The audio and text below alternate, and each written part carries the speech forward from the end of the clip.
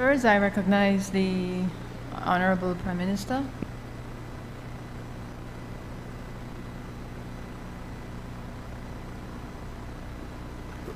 Madam Speaker, in accordance with Standing Order 49-2, I name Monday, Tuesday, and Wednesday, 23rd, 24th, and 25th, March 2026, respectively, for the continuation of the debate on the General Revenue Appropriation 2026-2027 Bill. Honorable members, the question is that the continuation of the debate on the General Revenue Appropriation 26-2027 Bill 2026 be on Monday, Tuesday, and Wednesday, 23rd, 24th, and 25th of March 2026, respectively. All those in favor kindly say aye. Those against kindly say no. I think the ayes have it. I recognize the Honorable Prime Minister. Madam Speaker, this is the Internal Audit Bill 2026. I rise to introduce a bill for an act to establish an internal audit department and committee to provide for reasonable assurance that persons entrusted with public funds carry out their functions effectively, efficiently, economically, ethically, equitably, and in accordance with the law and the IPPF to strengthen governance, risk management, and control processes, and to provide for matters connected therewith and incidental thereto. Madam Speaker, please allow me to provide some context for this Internal Audit Bill 2026. This bill intends to strengthen accountability, fortify fiscal discipline, and modernize the governance structure of the government of Belize. For too long, a critical gap existed in our public financial management system. The 2014 Public Expenditure and Financial Accountability, the PFA, assessment made it clear that Belize lacked a centralized internal audit function capable of providing independent, professional assurance over how public resources are managed. That weakness is what we seek to correct, not incrementally, but decisively. In 2020, government took the first concrete step by establishing the Internal Audit Unit within the Ministry of Finance.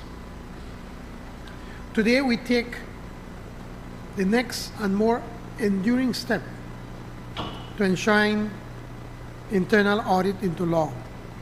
This bill places the internal audit function on firm statutory footing, securing its independence, authority, and permanence.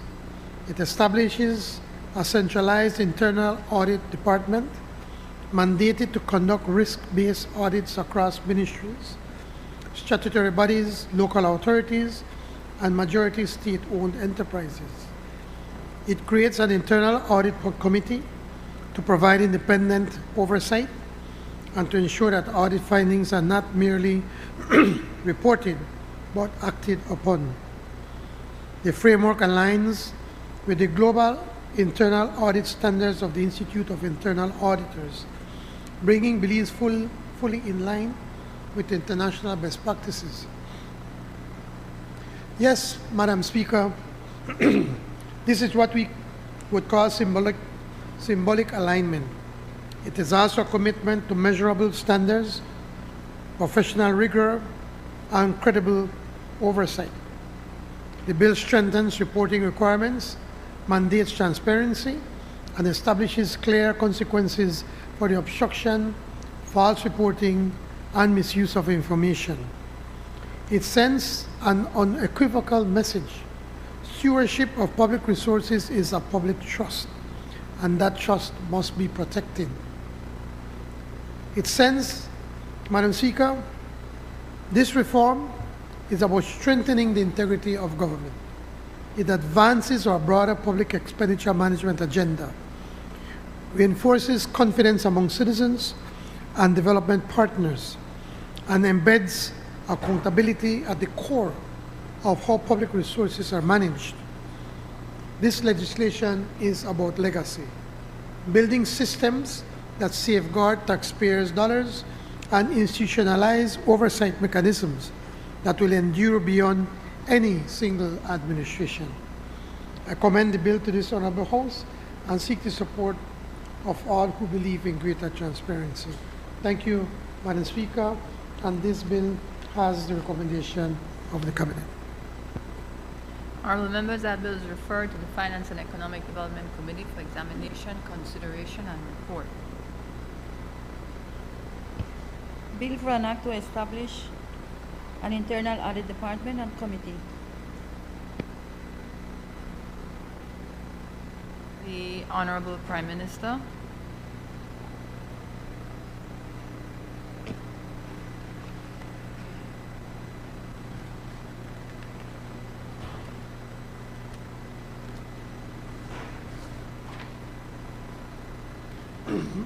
Madam Speaker, if you allow my indulgence, I would like to combine both bills, the Ombudsman Amendment Bill and the Contractor General Amendment Bill, because both of them are dealing with the same matter.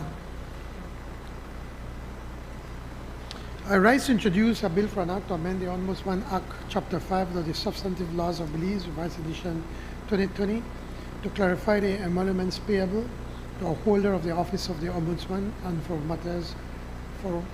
to provide for matters connected therewith and incidental to.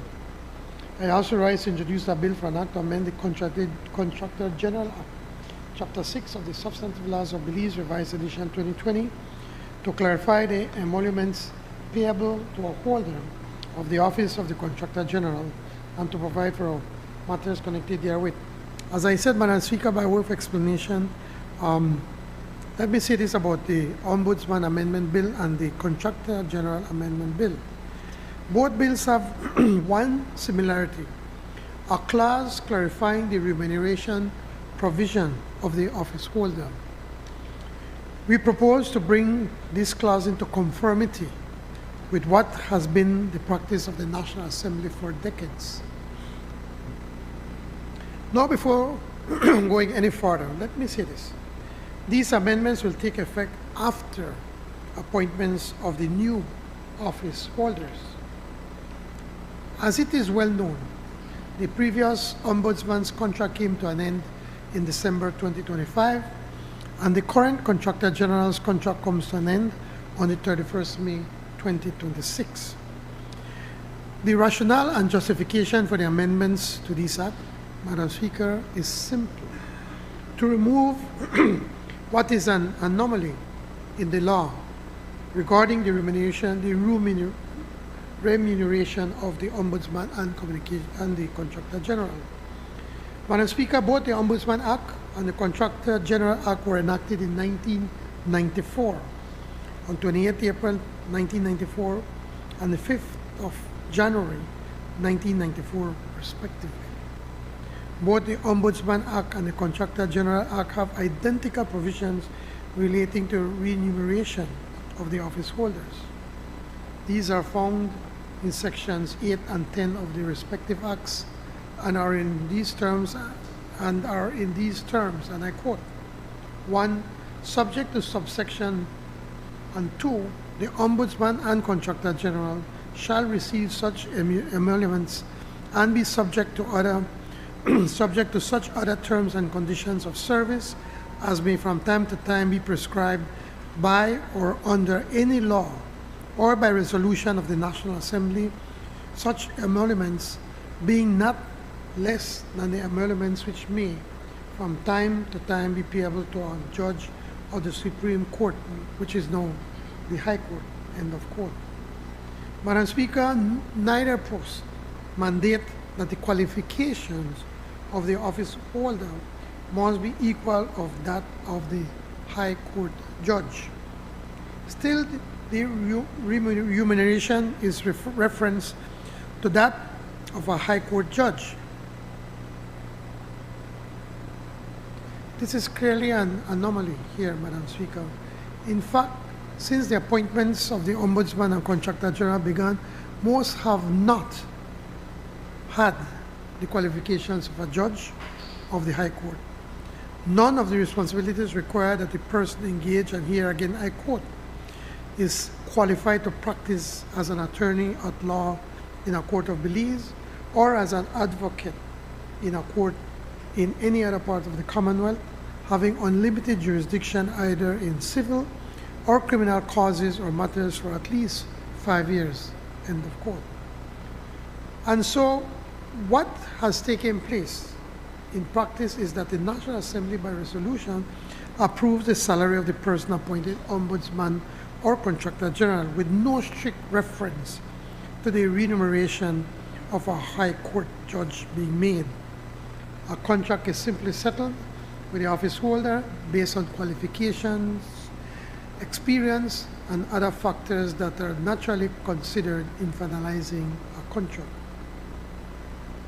And as said, Madam Speaker, this has been the practice going back to the appointment of the first office holders.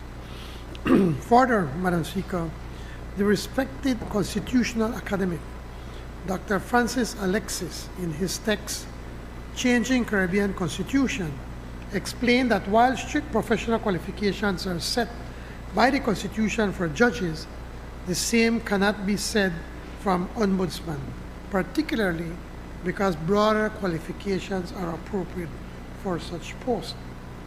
And the same can be said of the Contractor General.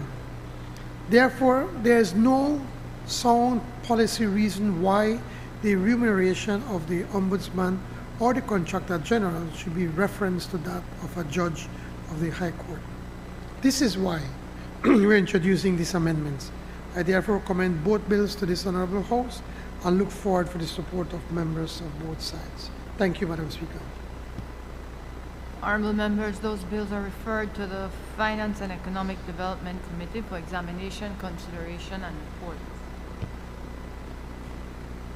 Bill for an act to amend the Ombudsman Act, Chapter 5 of the Substantive Laws of Belize. Bill for an act to amend the Contractor General Act, Chapter 6 of the Substantive Laws of Belize, Revised Edition 2020. Motions relating to the business or sittings of the House. I recognize the Honorable Prime Minister.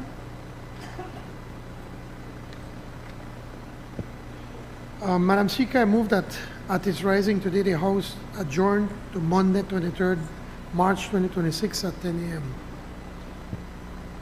Honorable members, the question is that the House at its rising today adjourned to Monday, 23rd March 2026 at 10 a.m. All those in favor kindly say aye. Aye. Those against kindly say no. I think the ayes have it. Public business, government business motions. I recognize the Honorable Prime Minister.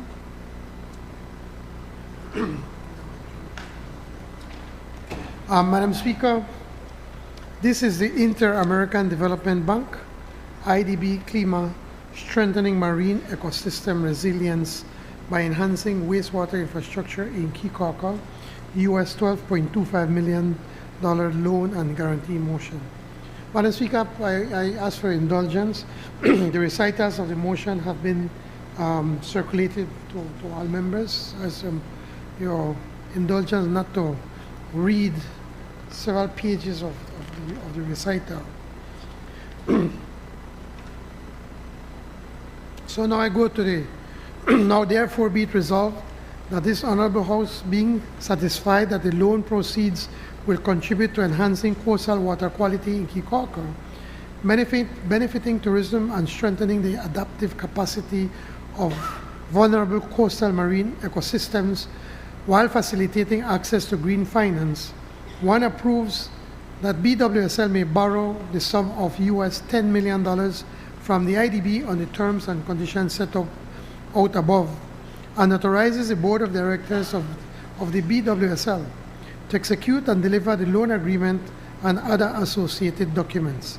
And two, approves and authorizes the Government of Belize to enter into and provide a guarantee agreement in favor of the bank in respect of the obligations of BWSL under the loan agreement on the terms and conditions set out above, and further authorizes the Minister of Finance to execute and deliver the said guarantee agreement and all documents associated with. Madam Speaker, just to give a little bit more of explanation, the motion we're seeking, this present motion We are simply asking members of the National Assembly to support the construction of a sewage system and wastewater treatment plant for Keycaca. The government is also seeking the approval of the National Assembly to support some institutional strengthening within Belize Water Services Limited, BWSL. All told, the project aims to improve coastal water quality, strengthen resilience of marine ecosystems, and support the sustainable tourism and livelihoods while enhancing BWSL's capacity to integrate climate and nature risk into decision-making and facilitate access to green finance. Total cost and financing is $13 million, $10 million of which we will provide a sovereign guarantee. The GEF grant administered by IDB will provide up to $2.25 million. Local counterpart financing will be $75 million, $75,000 US dollars. In addition to the loan, the IDB may provide an IDB CLIMA pilot grant of up to $500,000 US dollars. BWS will be the executing agency. This is an important project for one of our key islands that contribute more than its fair share to our national development, Madam Speaker. And I hope for the sake of the good people of Keycaca that we will get everyone's support in this honorable house. Thank you, Madam Speaker. I recognize Leader Opposition Member for Albert. Thank you, Madam Speaker. I wish to make a brief intervention on the motion presented by the Honorable Prime Minister for the waste management infrastructure and systems for Keycaca. Madam Speaker, we all recognize the value of our tourism product on the national purse, and we all wish to preserve the integrity of our ecosystems which support our tourism product in Belize. The concern I have, Madam Speaker, is the sovereign guarantee being proposed by this motion, because with this guarantee comes a contingent liability on the public purse. We don't know, at least we haven't been, the information has not been shared, Madam Speaker, as to what is the current financial position of BWSL, one.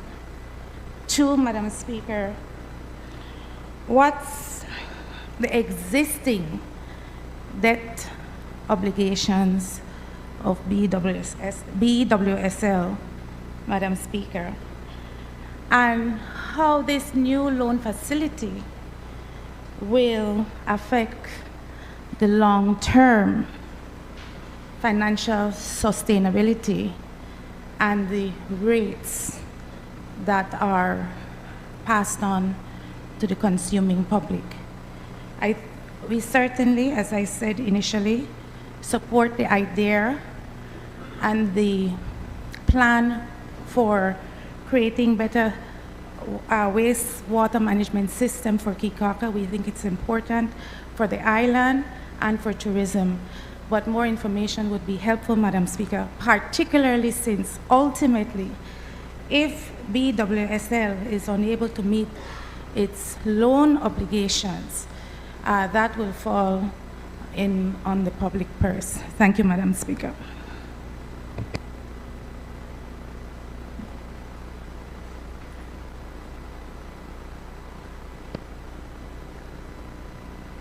I recognize the member for... Thank you, Madam Speaker. Madam Speaker, this project is transformational for Kikaka, Madam Speaker, and it has far-reaching effects. As a matter of fact, as the Honorable Prime Minister has said, this project really is intended to create a wastewater collection and treatment system for Kikaka, and it includes the construction and commissioning of a sewerage system and wastewater treatment plant. As a matter of fact, Madam Speaker, this is the kind of investment in the people of Belize and the kind of investment we want to see across the country, not only in Kikaka, Madam Speaker. And I can guarantee the Leader of the Opposition that if the IDB felt that BWS could not repay this bill, they would not be offering this funding, Madam Speaker. I mean, that is elementary and that is basic mathematics, Madam Speaker.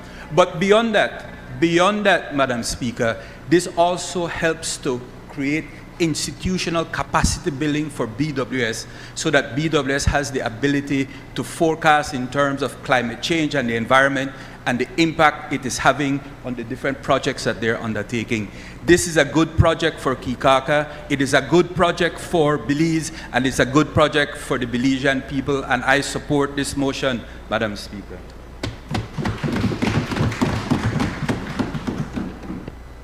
Is the member for Belize Rural South? Good afternoon, Madam Speaker. Good afternoon to everybody here in the House and across the nation. Madam Speaker, I rise, of course, in support of this bill. Importantly, of course, as the area representative for Kikaka, beyond myself that I'm supporting this, there are many points that we have to raise to justify, although the Leader of the Opposition has raised her concern about the sovereign guarantee. But, Madam Speaker, there's another factor here that we're talking about, and that's the reef.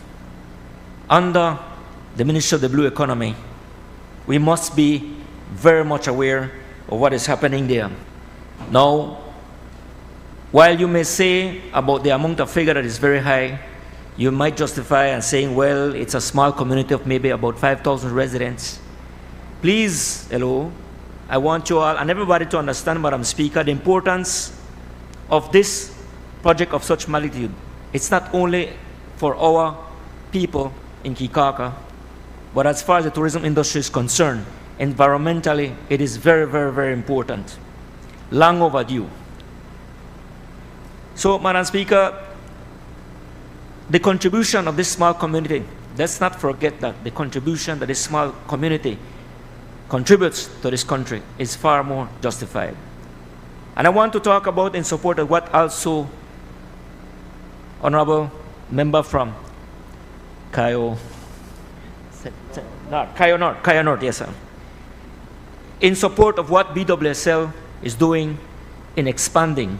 Let's not forget that they are expanding, and the management that's been done right now sets them in place that the next 5-10 years that BWSL is very much well managed. In particular as well, what is being done in North Amberg is key with the development of the sewer system there as well and the water system. So these are all long-term, very much justified. And I want to congratulate and I want to thank the Prime Minister and everyone else here on this great, this magnitude that is visionary. And I'm proud and happy to say that we're from Belize Rural South, that we deserve it, and by all accounts, this entire nation, entire benefits as far as concerned. So I support it very much. Thank you, Madam Speaker.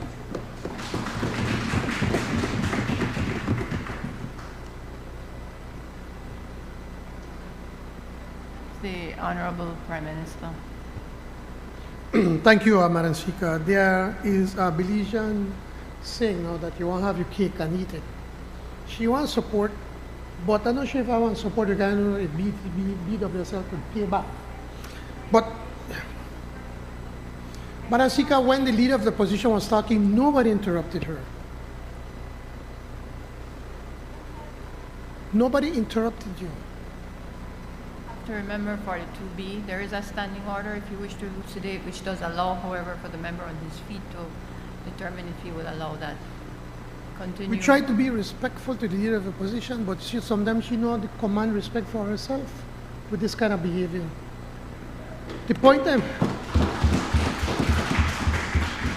point I'm making, Madam Speaker, is that You can't have your cake and eat it. You can't support and not support. You either support or you don't support. And to point out why she's here just trying to grandstand, BWSL has audited financial statements that are made public every year. If she was so concerned about that, you could have made take on 5 minutes and go up on the website or get a copy of the financial that have been made to the public and see whether BWSL can pay or not pay. That's the first point I need to make. But this is beyond money. This is about people. This is about providing a service to the people of Kikaka that deserve this service. There are certain things you can't put money, a value, a cost. Because if we continue using, and we're coming to San Pedro after this, if we continue to get rid of the wastewater and our, or whatever we take out to, I'm in the National Assembly, I want to be, if we were to our human waste, thank you. If we were to continue to do that the way it is, we're starting to see signs that there is contamination to the Great Barrier Reef of Belize. And if we don't do anything about it now, 10, 15, 20 years later, we're going to have a dead barrier reef, Madam Speaker. So for us to come and say we are going to guarantee $10 million for us to be able, one, to provide service to the good people of Kikaka that deserve it, and two, to be able to protect our World Heritage Site for the future of our children, we more than deserve to be able to do that, to give a guarantee. And let me remind the leader of opposition, who was the one that almost brought BWSL to its knees, to bankruptcy? The same Alberto Agas, the same one who continued to write trash all the time. Then the same one, but see, this is what gets you upset from time to time. You try to be kind, but I would have expected the leader of the opposition to say, you know what, this is a good project. We need to help our people in Kikaka. We need to protect the tourism industry. We need to protect our environment. We need to protect our barrier reef, as opposed to come and say, well, I'm not sure if they could pay or not could pay. Of course they can pay. But more importantly, we have a moral responsibility to our people and to this country, Madam Speaker. And presently, and I will alert you, one time, leader of the opposition, we have been working for a number of years in China to put our same water treatment and sewage system in San Pedro Town on Hamburger Street. And it's a massive project. We are working trying to get at least a $50 million US grant. Is it from the GCF? The GCF, the Global Environmental Fund. And we're almost there. But it will require probably another $50+ million US to be able to implement that project in San Pedro and Burgess Key. And you know what, Madam Speaker? It is worth every single dollar that we can do to also help the people of San Pedro. So, Madam Speaker, as I bring this debate to an end, I really would ask that both sides would support. Yes, it's a contingent liability. The government is not directly responsible to pay. The IDB, when they made their analysis, have seen that BWSL has the ability to pay for the loan. That is why they have made that. But every loan that BWSL, and you know that, Minister, Honorable Member from Albert, that the government always gives this government guarantees for loans from the multilaterals for BWSL and on our utilities. So it's nothing new. That has always been the case. So once again, Madam Speaker, I ask the support of both sides of the House. Thank you. Honorable members, that motion is referred to the Finance and Economic Development Committee for examination, consideration, and report. Before I call on the Prime Minister, I was literally just notified that I believe some miscommunication occurred, and I think it's important to clear it up. It was stated that the members who I gather were protesting outside. Their protest officially ended, and they wanted to participate in the National Assembly proceedings by way of visiting, as is entitled by any Belizean. It was communicated to them that the Speaker indicated to the police that they're not allowed to sit in one of the public galleries. That's absolutely false, and I want to clarify it. I understand the climate that we're in, but as long as I'm in this chair, and whether I'm in this chair or not, this chair does not take such sides on anything. The protest officially ended at 1, and after that they wanted to enter. All that visitors have to do is comply with the visitor rules. That's it. So I just want to clarify, in the event that any member is approached with that communication, as that certainly I did not give such an instruction, and obviously we'll have to do more outreach, not just with the police, but with visitor education on the whole. Thank you for your indulgence on that. I recognize the Honorable Prime Minister. Madam Speaker, this is the official Charities Fund Motion 2026. I move be it resolved that this House approve the expenditure of $2,592,089 from the official Charities Fund as detailed in Appendix A of the draft estimates of revenue and expenditure for the year ending 31st March 2026.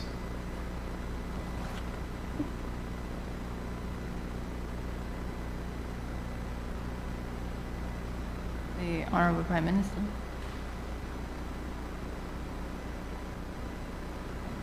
Let's close the debate.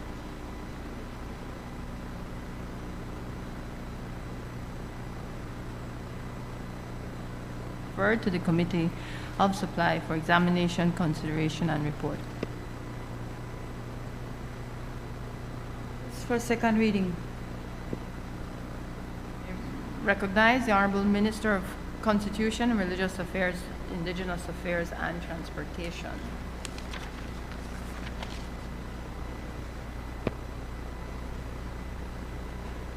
Afternoon, Madam Speaker. Afternoon to everyone.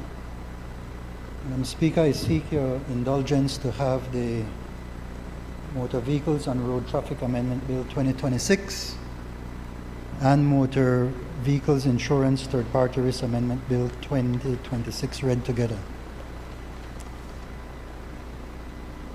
So I move the second reading of a bill for an act to amend the Motor Vehicles and Road Traffic Act, Chapter 230 of the Substantive Laws of Belize, Revised Edition 2020, to expand the powers of traffic wardens to include the enforcement of and carrying out of duties under the Motor Vehicle Insurance Third-Party Risks Act, and to provide for matters connected therewith or incidental thereto.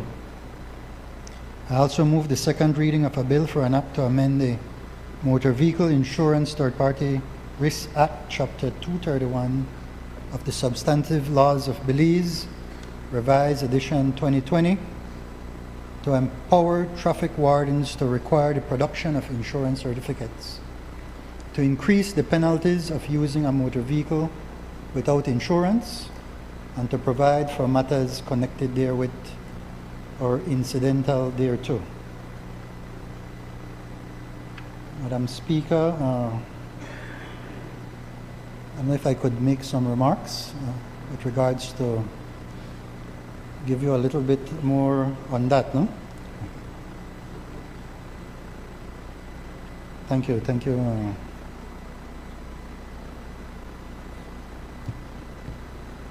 So as presently drafted, neither the Motor Vehicle and Road Traffic Act nor the Motor Vehicle Insurance Third-Party Act grants traffic wardens, whether it is from the Department of Transport or municipal authorities, the authority to arrest or insure or issue violation tickets for offenses under the Motor Vehicle Insurance Act.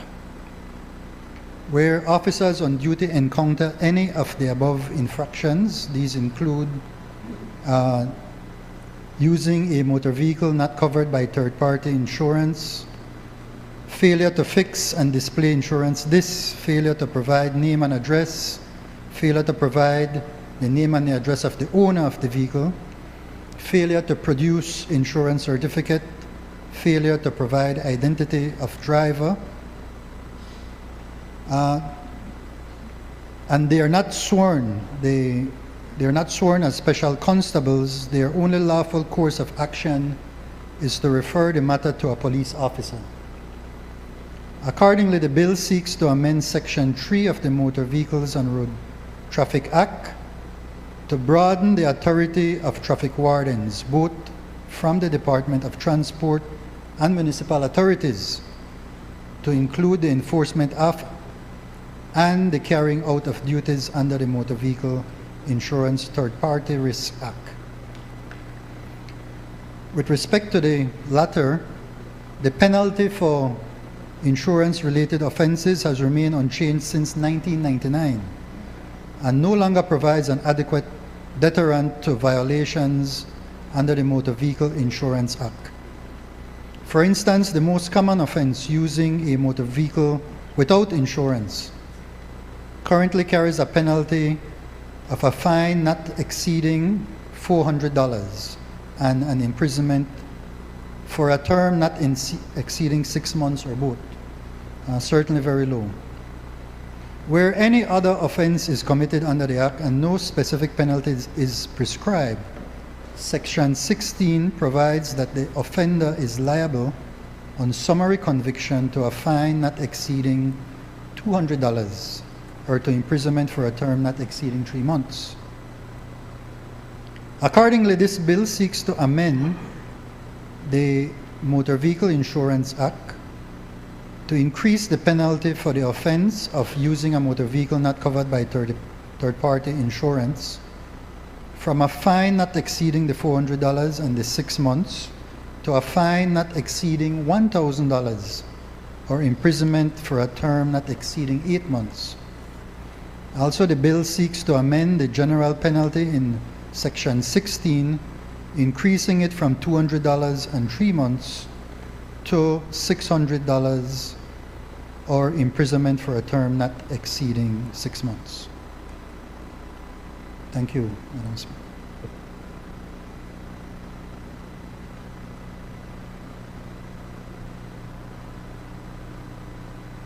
Pan?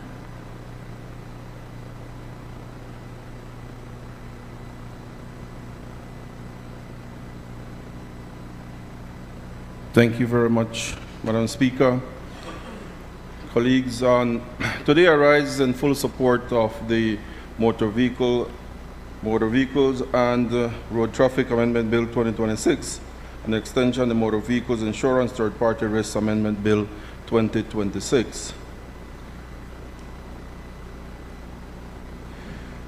which seeks to strengthen road safety and improve the enforcement of our traffic laws across Belize.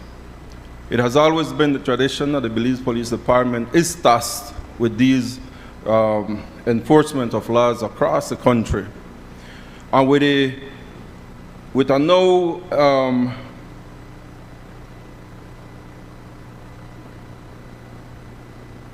yes, and with having this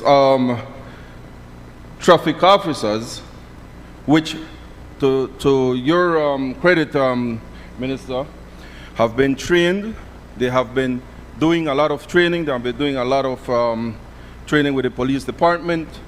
I think we have done about 3 cohorts already of training for these officers who are poised and ready to take on the enforcement of our traffic laws across our country. For too long, our traffic officers have been tasked with the responsibility of managing road safety without having the full legal authority to effectively enforce the laws as they are mandated to uphold. And this amendment corrects that imbalance.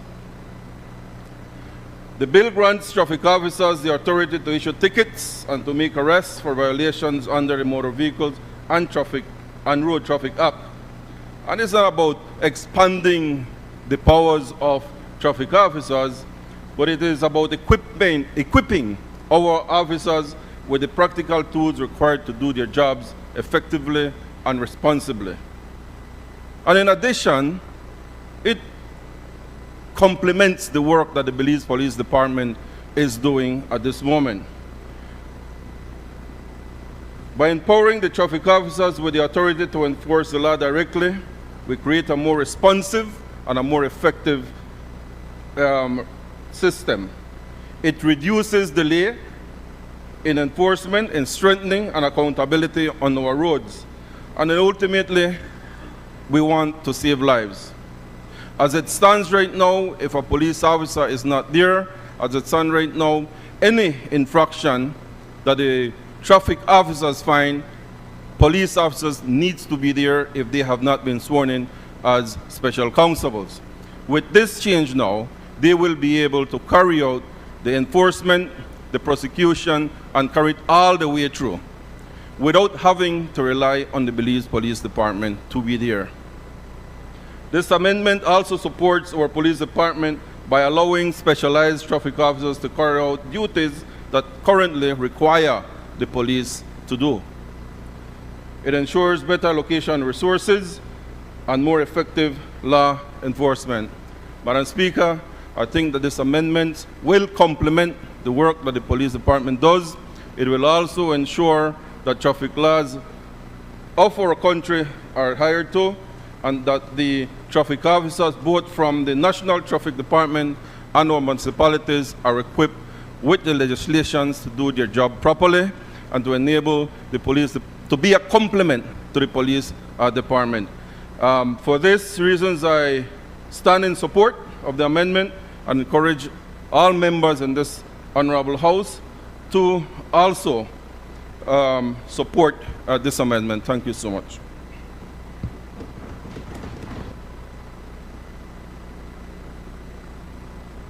Leader of Opposition, Member for Albert. Thank you, Madam Speaker. I wish to place on record that the opposition supports every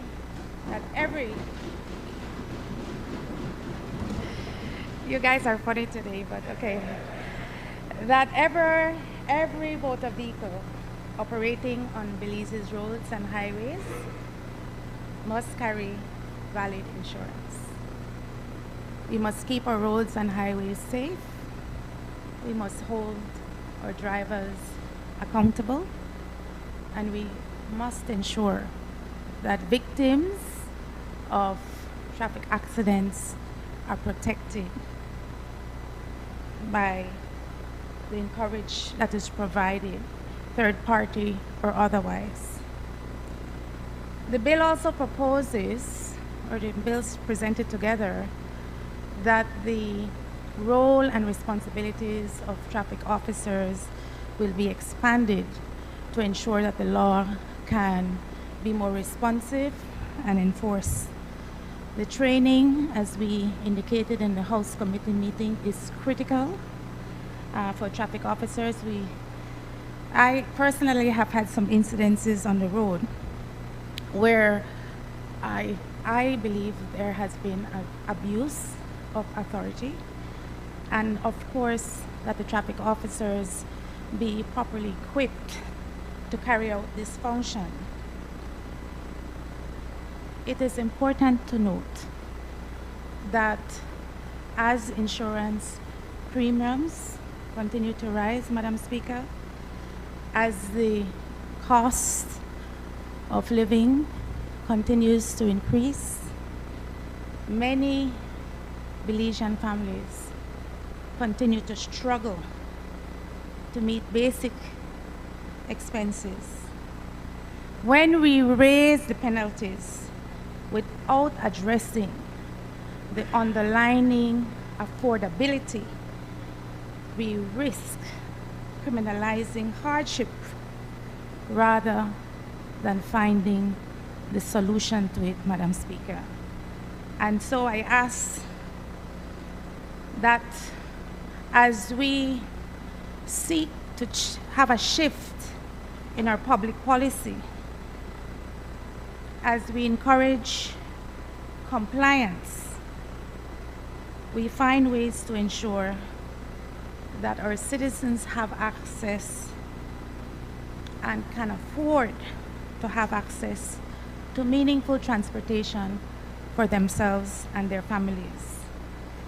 The opposition believes that stronger compliance with motor vehicle insurance laws is absolutely necessary. Road safety and the protection of accident victims must remain a national priority. But good legislation must also be fair, balanced, and forward-looking. Our role in this House is not merely to make laws, but to make good laws that keep at the center of our decision-making the confidence of the Belizean people. We stand ready as members of this House to support measures that genuinely improve road safety and protect third parties. We do so when we do so, we ensure that we do not create new problems while attempting to solve existing ones. Madam Speaker, these two amendments have our support. Thank you.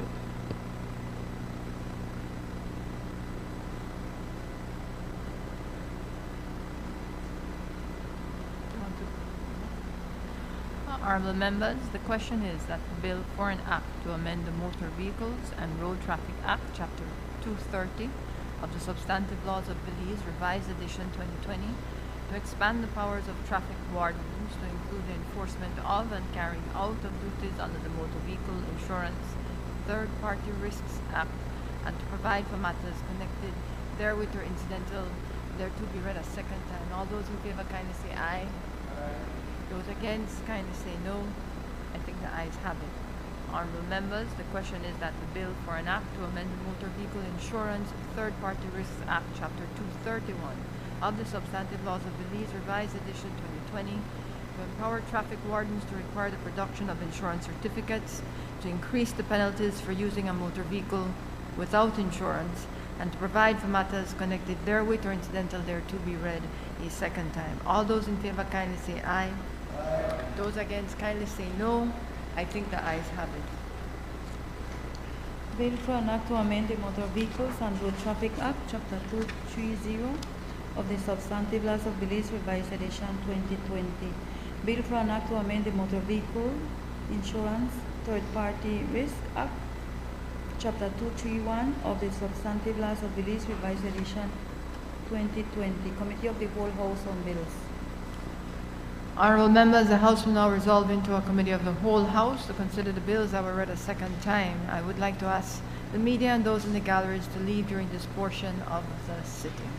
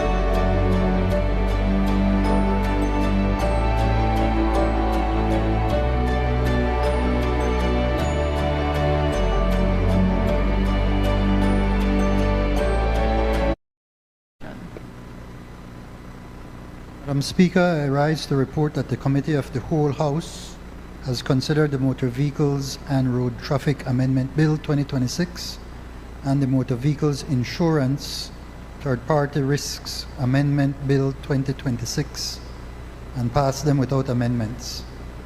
I now move the third reading of these bills. Honorable members, the question is that the bill for an act to amend the Motor Vehicles and Road Traffic Act, Chapter 230 of the Substantive Laws of Belize, Revised Edition 2020, to expand the powers of traffic wardens to include the enforcement of and carrying out of duties under the Motor Vehicle Insurance Third-Party Risks Act, and to provide for matters connected therewith or incidental thereto be read a third time. All those in favor kindly say aye. Those against kindly say no. I think the ayes have it. Honorable members, the question is that the bill for an act to amend the Motor Vehicle Insurance Third-Party Risks Act, Chapter 231 of the Substantive Laws of Belize, Revised Edition 2020, to empower traffic wardens to require the production of insurance certificates, to increase the penalties for using a motor vehicle without insurance, and to provide for matters connected therewith or incidental thereto be read a third time. All those in favor kindly say aye. Those against kindly say no. I think the ayes have it. Bill for an act to amend the Motor Vehicles and Road Traffic Act, Chapter 230 of the Substantive Laws of Belize, Revised Edition 2020, and the bill for an act to amend the Motor Vehicle Insurance Third-Party Risk Act, Chapter 231 of the Substantive Laws of Belize, Revised Edition 2020. Now is the Honorable Prime Minister.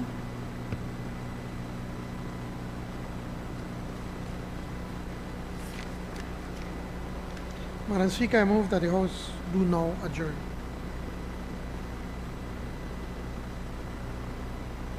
Is the member for Mesopotamia. Soon, Minister. Madam Speaker, today I rise to address a matter of national importance. The allegation of payoffs happening at our border points. I'm asking for... no, I'm not just asking the question, then I have to refer my notes. Today I rise to address a matter of national importance. The allegation of payoffs happening at our border points involving vehicles entering Belize and how it affects the rising cost of living across the board. Madam Speaker, I'd like to permission to refer to my notes, please. Our borders are the gateway to our country. They should represent integrity, professionalism, and the rule of law. But Madam Speaker, today I want to look at the issue from another angle. Because while we can talk about corruption and payoffs, we also need to ask why this situation exists in the first place. Do we really believe Belizeans wants to go through all this backdoor stuff to get things done? Madam Speaker, the truth is simple. The system itself is pushing people in that direction. The reason is clear: the excessive taxes and duties on vehicles entering Belize. Just some example of the numbers, Madam Speaker. 4-cylinder pickups, Belizeans must pay 10% import duty, 3% environmental tax, and 12.5% ET. That's 27.12%, Madam Speaker. For 6- and 8-cylinder pickups, is 10% import duty, 15% excise tax, 5% environmental tax, 12.5% GST, for a total of 46.25% for pickup trucks, 6 and 8 cylinders. Now let's look at cars, SUVs, and minivans. 4-cylinder, 45% import duty, 3% environmental tax, 12.5% GST, a total of 66.5%, Madam Speaker. And for 6 and 8 cylinder SUV cars and minivans, it's 74.38%. Vans and buses, passenger ones, pay 35%. Work trucks, 41%. Tractor trucks, 35%. Madam Speaker, this means that if a Belizean buy a vehicle for $10,000, By the time they finish paying government, the taxes will end up to about $17,500. And that's not even the worst part, Madam Speaker. These taxes are calculated based on CIF, cost, insurance, and freight. So the total cost of that vehicle would be probably pushed up to around $18,500, Madam Speaker. So government is not only taxing the vehicle itself, they are also taxing the shipping and the insurance. Madam Speaker, that is why owning a vehicle in Belize is so high. You would think the government would encourage Belizeans to go green with electric or hybrid vehicles. Recent adjustments is still 27.12%. The PM is on the record that they want to bring down import duty and taxes on newer vehicles. To date, nothing has been done. Nothing. Now, I already know what will happen after this presentation. The government will come and try to discredit the presentation, and instead of addressing the problems, they will say, "Nobody been in a government for 13 years, but no do nothing." Yeah, that's what Alex said. There's no truth to that. If we want, we could go back 28 years ago to 1998, you know, my buddy. They would say we recently passed legislation to reduce electric and hybrid vehicles. Or will they say, "Oh, no got no more authority because we do the same thing," just like what they said just now. Oh, no understand? Yes, man, of course. Because that's the reason we use all the time. Or when I hurl some type of insults, like we did our comedy show. And I mean that, Madam Speaker. Madam Speaker, the government has now been in power for more than 5 years and is already on their second term. What I say about that? Okay. Yet, every time something goes wrong, they want to blame 10 or 18 years ago government. You don't see me going back to 1998 PUP government, which is 28 years ago, Madam Speaker. At some point, the government must stop blaming the past and start taking responsibility for the present. The Belizean people voted for manifesto, PUP manifesto 1.0 and 2.0. But, Madam Speaker, it feels like minus 1.0 and minus 2.0. Leadership means taking responsibility. Leadership means confronting corruption. Leadership means implementing policies that ease the burden on the ordinary citizens. That's leadership. Madam Speaker, we saw the same thing that happened with fuel prices when the Prime Minister was in opposition. He had everything, he had the formula, but when they get in a government, The honorable member for Mesopotamia that I like very much is talking on one issue, started talking about the duties on vehicles. Now look at it, they go now on another tangent and going on about fuel. So he needs to speak on one issue, not any issue that comes to his mind. Madam Speaker, my topic was how it affects the rising cost of living across the board. Right? So may I continue, Madam Speaker? Sean, let me speak, please. Thank you.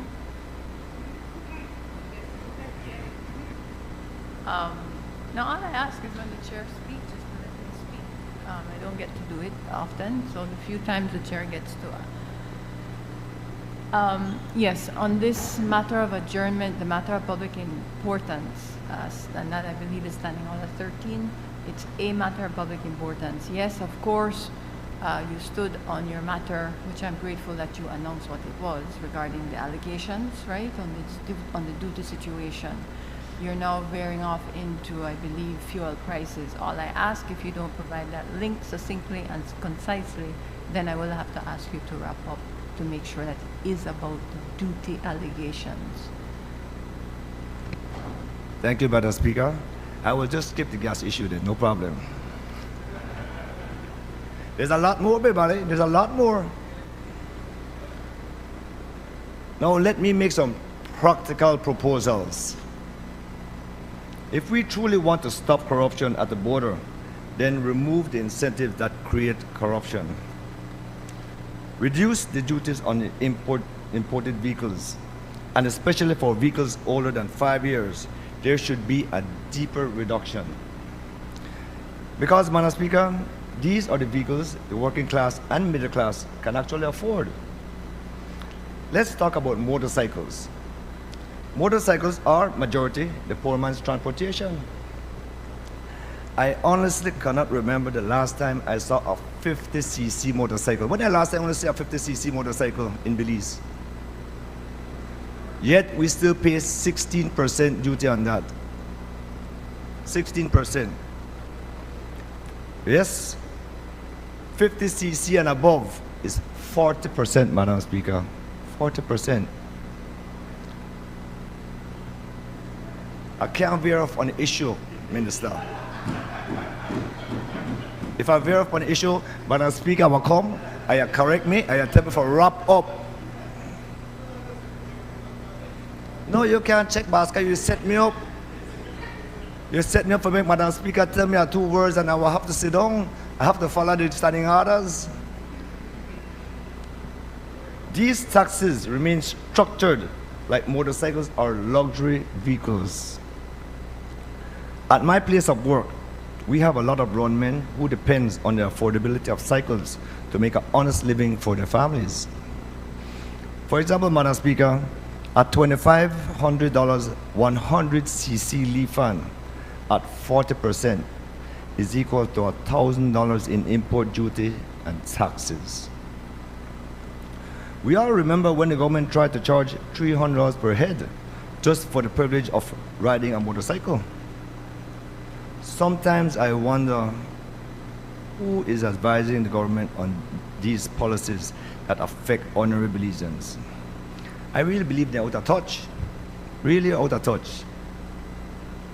Another good example of how government is out of touch is the recent hikes of 18% and 40% on empty lots without any consultation.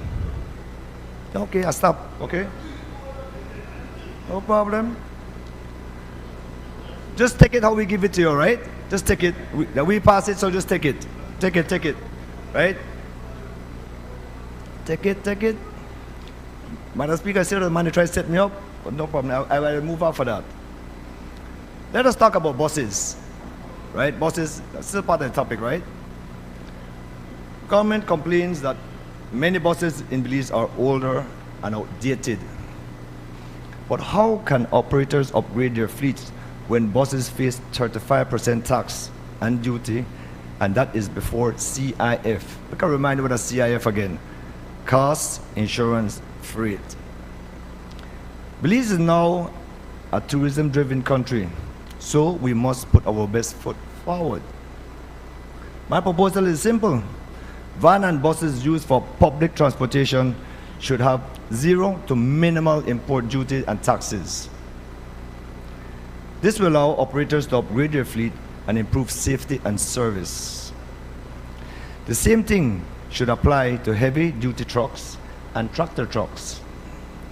These vehicles build the country, feed the country, and move goods across the country. If government truly wants to reduce inflation, the cost of living, and goods, then reduce the cost of doing business. Madam Speaker, the government will come back and say, well, then bus company or then farmers, they could come back and apply for the concessions. But we know what happens when you apply for a concession. Once approval is depending on a politician or a minister, then the level of playing field is not level anymore. Too often, concession goes to friends and insiders, while ordinary Belizeans get left behind. This is what breeds corruption. Belizeans deserve a fair system where the rules apply equally to everyone. Not a system where people must go beg politicians for concession approvals. Madam Speaker, if this government truly wants to be a government for the people, then let's start. Remember, I tell you, no, I don't only criticize. I give suggestions also. Constructive proposals. Bring down the price of gas. Reduce vehicle and import duties. Lowering the cost of doing business. Lowering import duties and taxes on imported goods. Helping to bring down inflation and the cost of living. Because right now, most Belizean people, I do. You use the app and you'll get discount, right? I think this one, it equals to like 5%. And then you could get what, $50 cups and all of that. You don't get your Chongsan cup yet? Because right now, Belizeans feel like the government, they tax the hell out away. And I mean that. The taxes are crazy. Everything they go up. And when the burden becomes too heavy, the system itself begins to crack. Madam Speaker, the solution is simple. Make the system fair, make it affordable, and make it work for the Belizean people. Thank you, Madam Speaker. You want to be Madam Speaker? Just let me ask the mic, Honorable. I recognize the Honorable Prime Minister.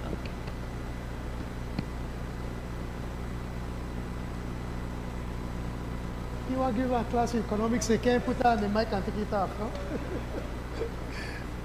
Madam Speaker, I genuinely like the honorable member from Mesopotamia, but certainly make it difficult not to make fun of what is, but Madam Speaker, I think that the honorable member from Mesopotamia, I know that you have to call me and try to say like you try to do something, you know, and come up with these taxes that you're talking about. We found these taxes, you know, we have not been raising taxes. And the taxes on vehicles, we have not raised taxes on vehicles. And that system that you're talking about has been in existence way before our time. It was during your time, during your government's time, that it was flourishing. Now, we were aware of it a year ago. And when we tried to stop it, then your number one media station was starting to make a big deal that they are going to strike at the state, at the border, and they not allow vehicles to come in because they don't buy vehicles and so forth. I will give a whole year to make the adjustments. Now that we have made the adjustments and we're removing all of the what they call residual value and giving the customs officers the ability to be able to give these steep discounts, to be able to save money. And we know the expose that Channel 7 did. And as I mentioned, it was a shameful act. And we knew that something had to be done. So now that we have pretty much stopped that, it still happens. No matter what you do, people are ingenious and they're going to find ways how to cut corners. That's human nature. And I'm not casting aspersions at anyone. But that kind of act or behavior or what the ring that was going on has been cut virtually to almost zero. But now what is happening? Now that they have to apply the full amount of the duties that you have been reading, in which many instances you are right, the cost of a vehicle has gone up tremendously because now they have to pay what is in the book. Mind you, we did not put those rates. We did not put those rates. Those rates were there. What we have been doing since then, Honorable Member from Mesopotamia, I've been working along with the Ministry of Finance and the customs and also with the importers of vehicles, trying to find that equilibrium and making the point whereby when you work out what is supposed to be collecting, to what they collect, what government collects, and what is being paid in other ways. We came up to a certain percentage whereby we're working now to be able to amend the Customs Act or the taxes that we're going to be charging on vehicles. Because by reducing the amount of taxes that we've been charging, I believe that as a government we'll be able to collect even more money. Because now you're taking away the middleman. We'll be removing all the residual charges or deductions that the tax officers will be able to make. We'll be removing the ability of them giving any kind of deductions. If you bring $100, you can pay $100 of the tax, so that we can remove that. But before we do that, we want to bring down the tax. We already have some rates. I brought the paper to cabinet actually last week. And then I asked the cabinet, my colleagues, to give me a little bit more time.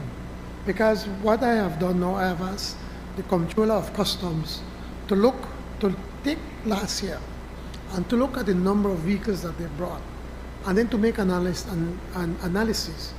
How much did we collect? And how much we should have collected if we had have implemented the taxes as it works. And then look at the number, the deductions or the reductions in the taxes that are being proposed to ensure that we don't end up being in a worse situation than we are presently. Presently, it seems that on average we're only collecting between 16 and 18%. And it has to be more. And so we're working on that to be able to reduce it to a rate that Belizeans are already paying. Only that the government does not get all of the money, because other parts of the money goes elsewhere. And we no need to say where. So we're working on that. And this issue of the taxing, the shipping and insurance, my brother, that has been there for decades. It's a part of how the cost of the importation of the product comes in. So you need to put the cost for your buy and how much it costs to ship it here and insurance. It is done all over the world. And I like how you come that you criticize, but you give me suggestions on how to reduce. And I was really waiting. I said, wow, Einstein must have come up with something really good right now. But to just cut all the taxes on everything, I would love to do that. I would love not to charge no tax. But then how is it that we're going to pay for education? How are we going to pay for health? How are we going to pay for the national health insurance? How are we going to continue to help poor people? How are we going to continue to do the infrastructure development that is a necessity in this country? How are we going to develop this country if we can't collect taxes? So to come here and say, just reduce the taxes by everything, we know that. But we also have a responsibility to manage the finances of this country as best as we possibly can, to be able to provide the best services we can to our people, and provide and plan for a better and brighter future, as I just said earlier in my presentation. So, Madam Speaker, while she makes some good points, I agree. I think everybody agrees with you that the taxes on vehicles are too high. And because it's too high, people find a way to go around it. So we've been studying it. For a year, we've been working on it. And so now that we have tightened on that, I know people are really bad because they feel the full pressure. We know we have to bring down the price. We've come down, and we probably come down substantially. But we need to make also a point to you, to honorable member from Mesopotamia. Are you aware that in Central America, you're not allowed to bring in salvage vehicles?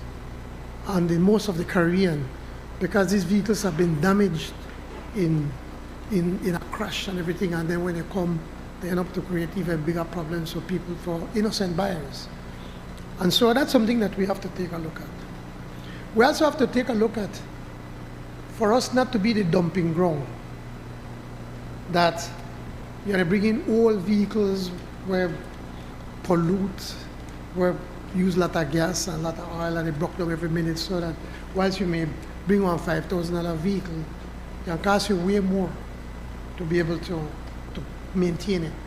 So what again, the goal is to be able to eventually phase it in, it's not overnight, that eventually just start to allow vehicles no more than 10 years old to be imported into Belize.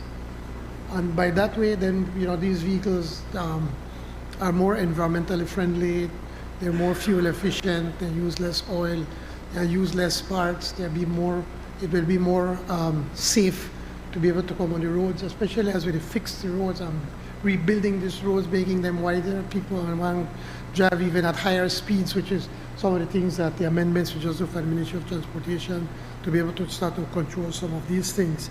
So it is a number of things that we have to take a look as a responsible government. So I appreciate you coming and making your observation and to a certain extent criticism. And it's taken in good stride, but it's something that we met and that we're fixing. On the 18% that you talk about the property tax raise in Belize City, it's important to point out that the last time they revised the tax rolls was, I think, in 2013. 2013 was the last time. And then they were going to do it in 2018, but because of the election, they did not do it. The UDP back then. And then the PUP won in 2018.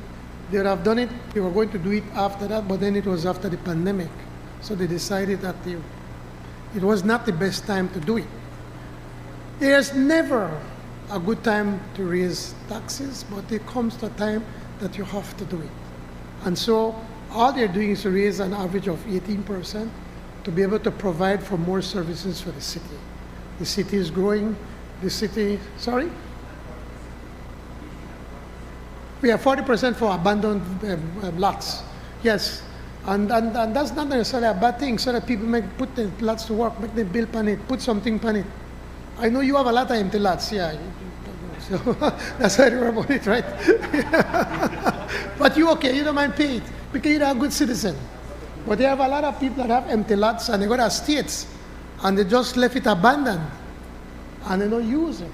And so by increasing the taxes on those empty lots, well, hopefully we can remove the speculation and allow them to be able to build, because that's what we want. But the city council, I'm sure that you all will recognize the truth is the city council has been growing and there's a lot of needs. The streets, it's always a challenge, especially where Belize City is right at sea level.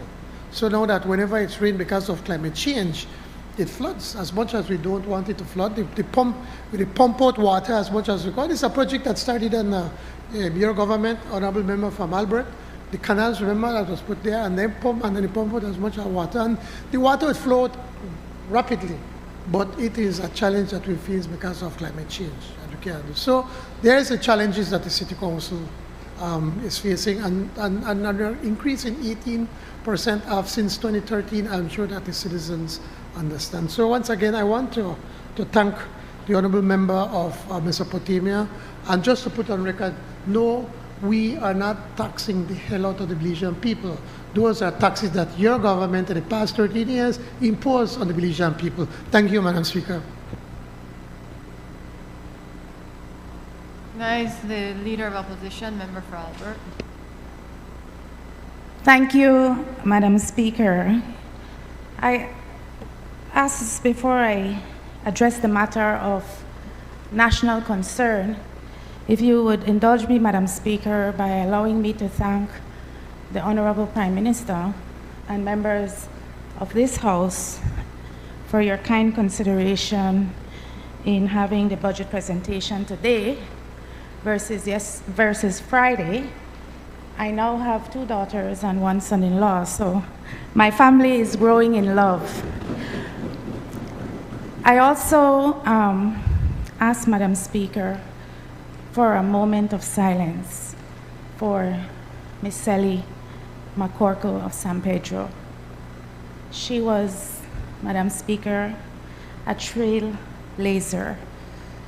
She was a tourism pioneer well before her time. She was the first Belizean to have hotel accommodations in San Pedro. And through her friendships and her relationships, she also saw to it that we had the first airline flying from the international airport and Belize City to San Pedro. She was a mentor for many. I am no exception.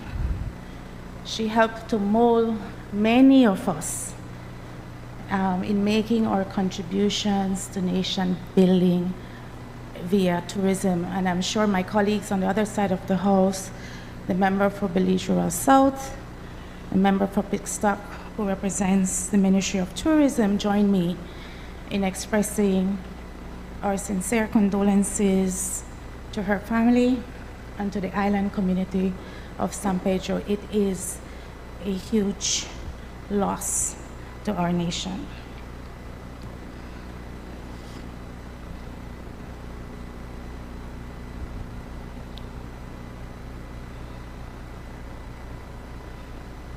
Thank you, Madam Speaker. I ask permission to refer to my notes. It's been a long week. Madam Speaker, I rise this afternoon to speak on a matter of national concern. A matter that goes, Madam Speaker, to the heart of fairness, justice, and respect for the Belizean worker. The protection of workers' rights to fair compensation for services they have rendered to Belize. Outside this very house, Madam Speaker, former employees of BTL gathered this morning in peaceful protest. They are not agitators. They are Belizeans who have given years, some of them, Madam Speaker, decades of service to the National Telecommunications Company that helped to build a modern communications network of this country. Today, they did not advocate for charity. Rather, they are advocating for justice. They stand because they're owed their full severance payments, together with the 6% interest that was recognized as part of their entitlement. Many of these workers, Madam Speaker, have waited for years for what is rightfully theirs. The principle at stake is simple. When Belizeans work and earn a benefit under the law, the benefit must be honored. The ruling, Madam Speaker, of the CCJ made it clear that obligations tied to the settlement surrounding the nationalization of BTL must be respected. Those obligations include the rights and entitlements of workers who were displaced in the process. Madam Speaker, I think of a member of my constituency who spent her entire professional working life at BTL. She's now housebound, crippled by arthritis. Her husband, who became her sole provider after she had to go on sick leave, early retirement leave, has passed away. Her voice is not heard because she is unable to walk the pavement and protest against a company, a Belizean-owned company, who refuses to honor the law. A government that stands for workers cannot remain silent while former employees are forced to protest outside the very institution that they help to build. Many of them, Madam Speaker, continue to suffer in silence, but still they need their voices to be heard. These men and women have to support their families. They have mortgages to pay. They have lives that were disrupted when they were separated from employment. Severance is not a gift. It is earned compensation for years of service. Madam Speaker, to be unequivocally clear, the opposition stands with our Belizean workers. We call on the government and on BTL to ensure that all outstanding severance payments, together with the applicable 6% interest, be honored without further delay. In speaking with the protesters early today, they have made some progress. BTL has agreed to make severance pay available to all workers, even those who are not part of the association.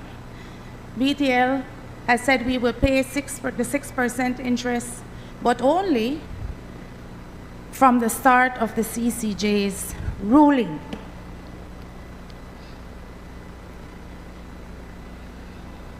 Justice delayed for workers is justice denied.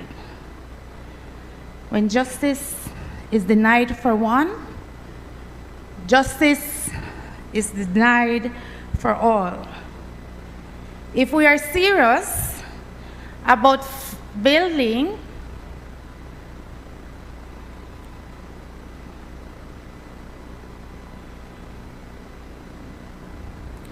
a fair and a just Belize, we must demonstrate, not physically, but through our action, that the rights of our workers do matter, that their service to our country matters, and that the rule of law in this country matters.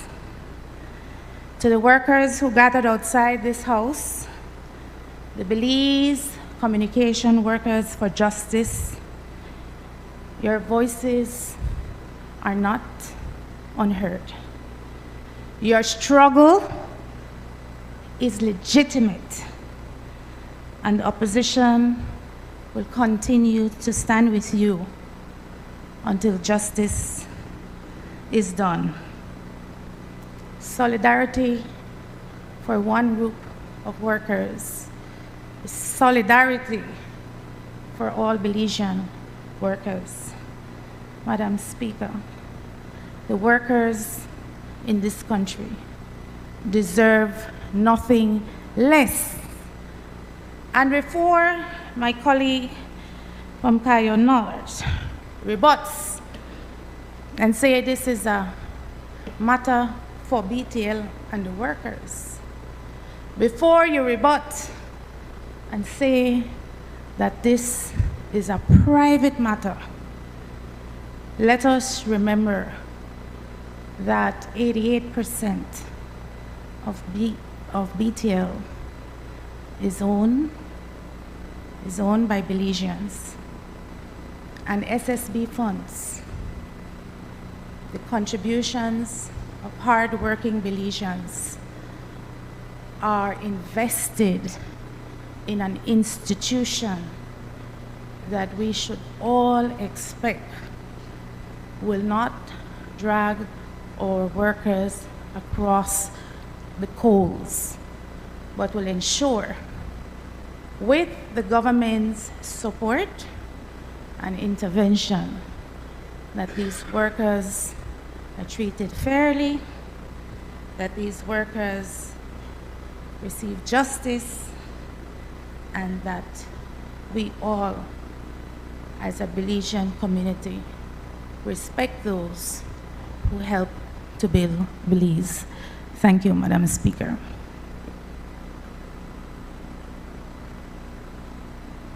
Is the Minister for Logistics. Thank you, Madam Speaker.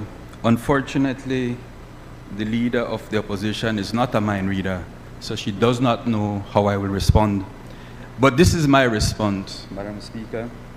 We are all agreed that they must be paid their severance.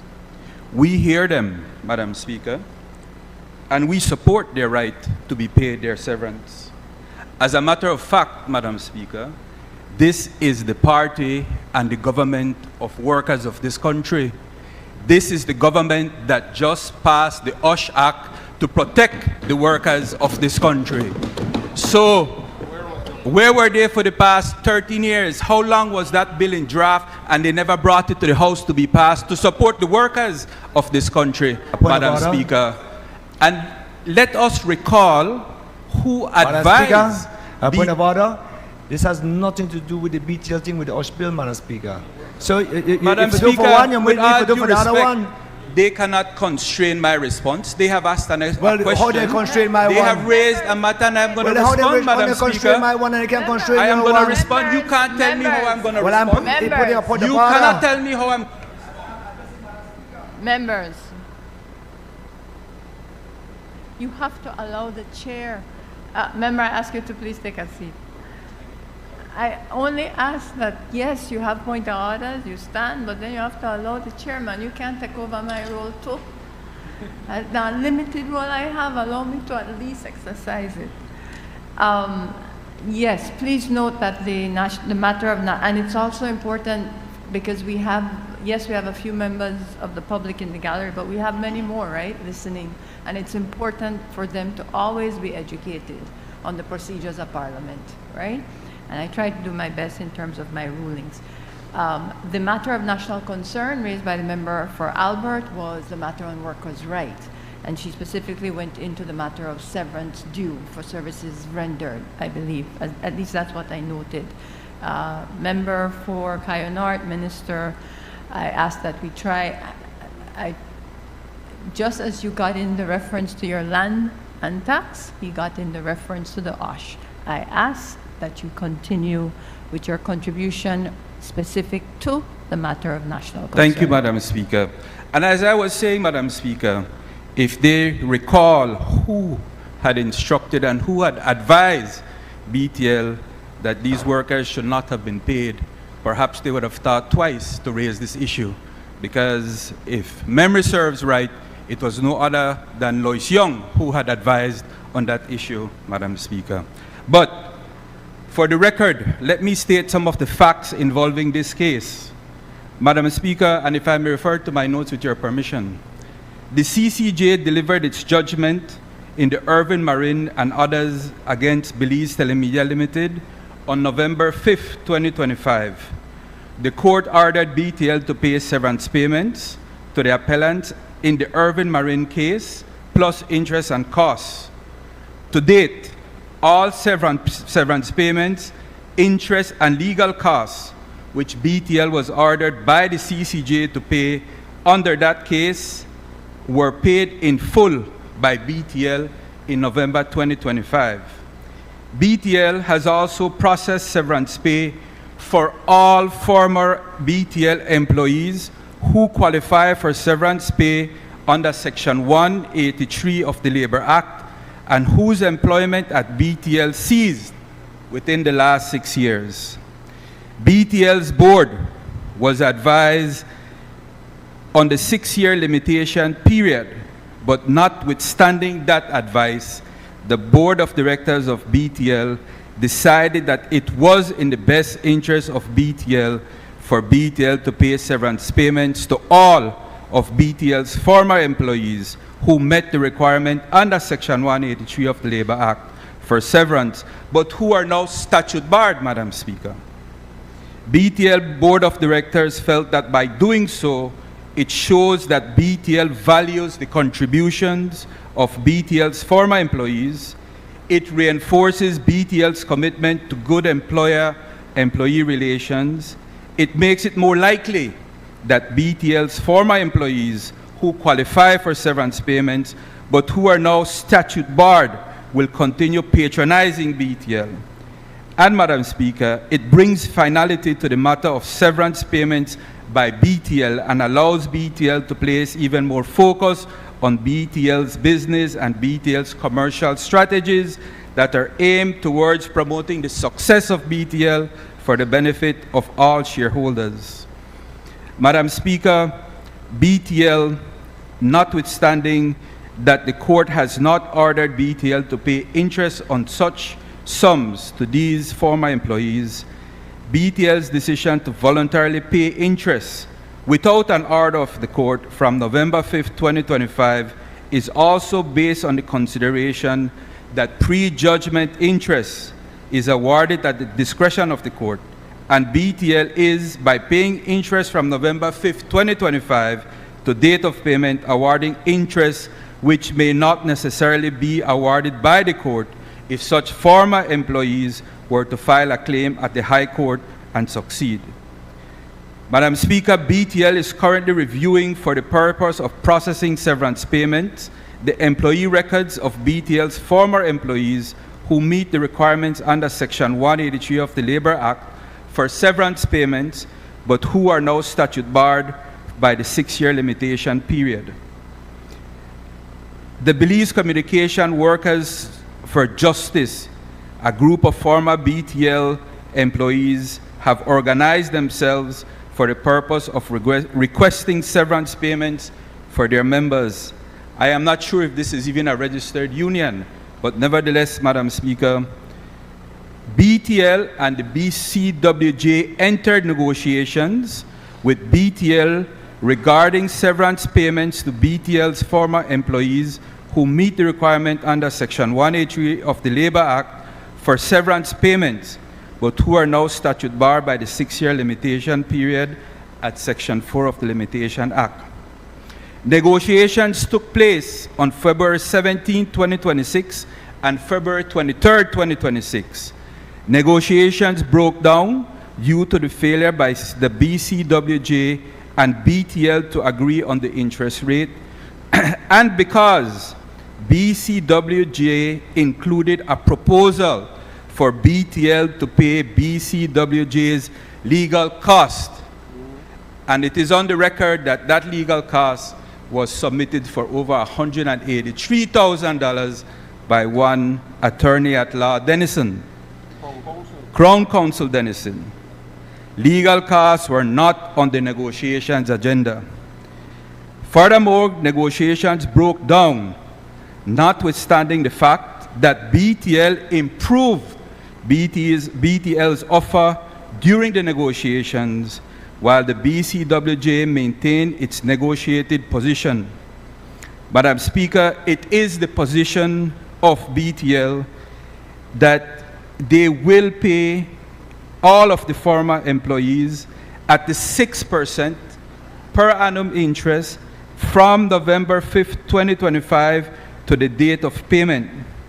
BCWJ members are to be paid severance payment by BTL in the same manner in which BTL will be making payments and have made payments to all other former employees of BTL who meet the requirements under Section 183 of the Labor Act, and notwithstanding that they are barred. So in other words, Madam Speaker, these claimants plus the ones who have been paid will all be treated on the same footing. They will be treated equally. That is the position of BTL, Madam Speaker. Thank you. Honorable members, before I put the question for the House to adjourn, it would be remiss, being that we are in the month of March, and we also, I believe it was yesterday, was the national holiday for our heroes and benefactors. I'd like to recognize, of course, we have 3 women parliamentarians in this lower house, and I would like to take a moment to recognize that.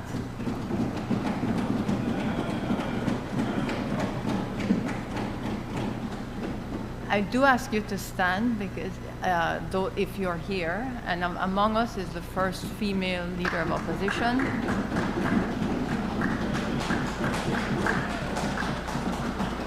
And I also would like, if you allow me the indulgence, please, to recognize names that have long gone, but I do believe share in the nation building of this great country. Names like Elfrida Reyes, names like Ms. Cosasola, names like Ms. Jane Usher, names like Gwendolyn Zaraga, and there are so many other unsung heroes who may not necessarily have the title on the day, but I know that we all share in the fact that they do have contributed to this country's development. Among them, I do consider Ms. Sally McCorkle. My background is in tourism. Some of you know that we've worked together in tourism, and she really was a pioneer for tourism development. And I ask once again, just for that brief moment of silence, to recognize the passing. I believe it occurred, was it yesterday or the day before, of Ms. McCorkle, but those of us who were engaged with tourism recognize her. Mr. Paz. Ms. Vincent Paz, thank you. Parks. Senator, exactly. We do have a member from the upper house. I'm not so sure when her passing occurred, but I recognize that it did occur by way of an announcement of the official passing of Senator Vincent Parks. So with that, I ask just for a brief moment of silence, but if we may stand in recognition of the month of these valiant women.